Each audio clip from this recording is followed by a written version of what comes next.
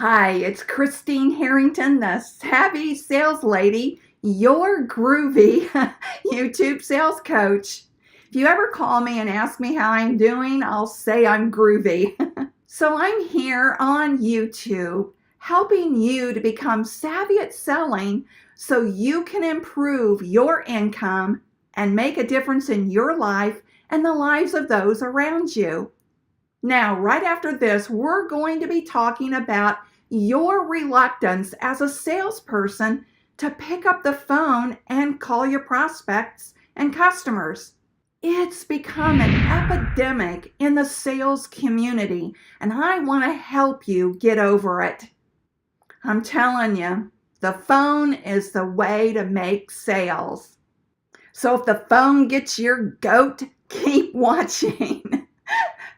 Who said that saying?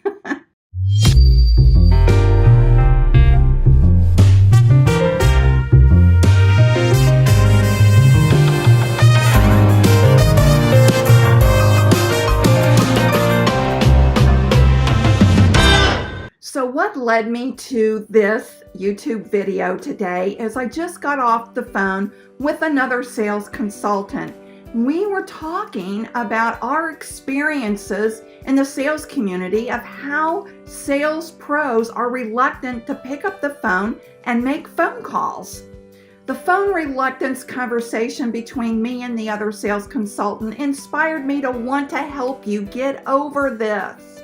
Like me, he has noticed in his practice the number of sales pros that's abandoned the phone and instead are solely using email, social media, and texting.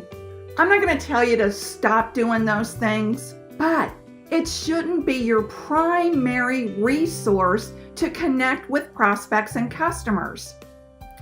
If you'll indulge me for a few moments, I'd like to share with you a contrast. Here's my story. I started selling in the late 1970s. Yeah, probably most of you watching this weren't even born yet. In my rookie days of selling, imagine this. I had no smartphone, no internet, no email, no Wi-Fi. Heck, voicemail hadn't even been invented yet. There was no GPS to guide me to the next appointment. My car was equipped with a state map and city maps to the various locations that I had appointments on.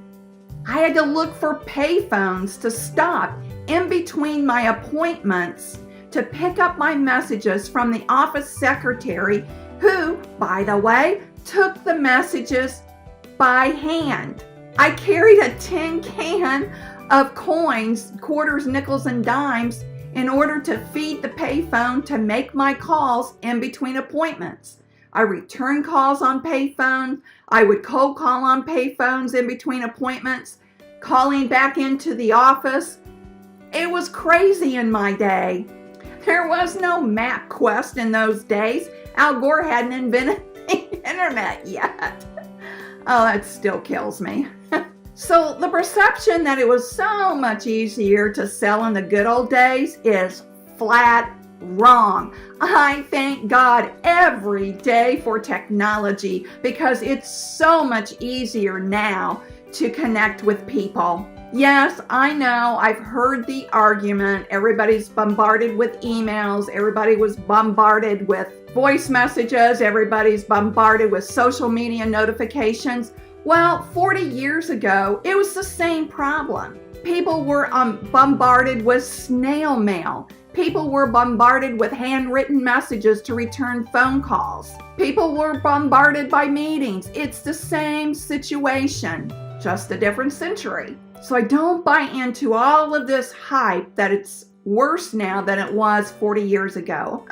It is not. So I tell you my humble beginnings to give you a glimpse of really how good you have it now. I know some of the social gurus are saying you just turn the phone off to ignore your phone calls. Well, back in my day, people just ignored the handwritten messages. You see, it's the same thing, it's just a different tool. So what's stopping you from taking advantage of the form of communication called the phone. You have to know the first truth in selling. Truth number 1, you will leave more messages and place more phone calls than you will actually talk to a prospect live.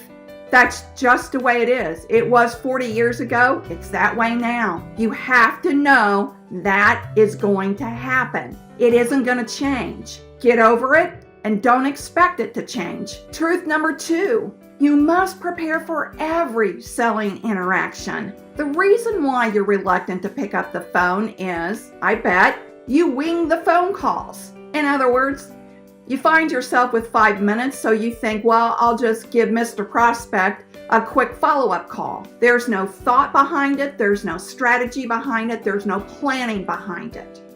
And then if it goes bad and you get embarrassed, you decide phone doesn't work. So you just table making phone calls and go back to emails.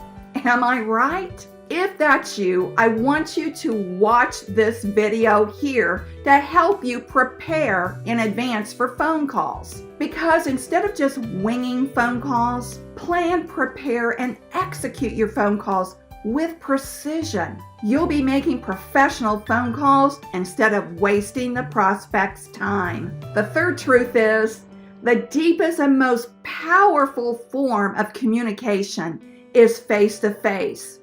The second most powerful communication is the phone. It's impossible to have a deep, meaningful communication with an email or a text.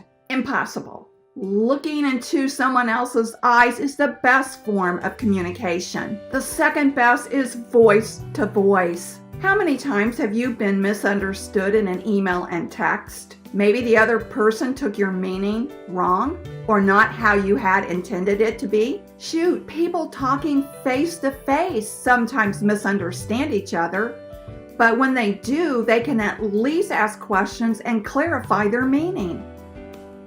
In email, oftentimes they just don't even respond at all. It happens in text as well, and so you could lose a sale because of that. I really want to encourage you to get back to the phone. I'm certain that when you have a deliberate plan, strategy, and have thought out what you're going to say in that phone conversation, your sales will go up. If you use these tips in this video, your sales can't help but to improve. So if you're willing to try these tips, will you give me a thumbs up? Because my goal is to help you improve your sales. And if you're watching and you haven't yet subscribed, I'd like to personally invite you to hit that subscribe button and hit the notification bell as well, so you will be alerted every time one of my videos posts.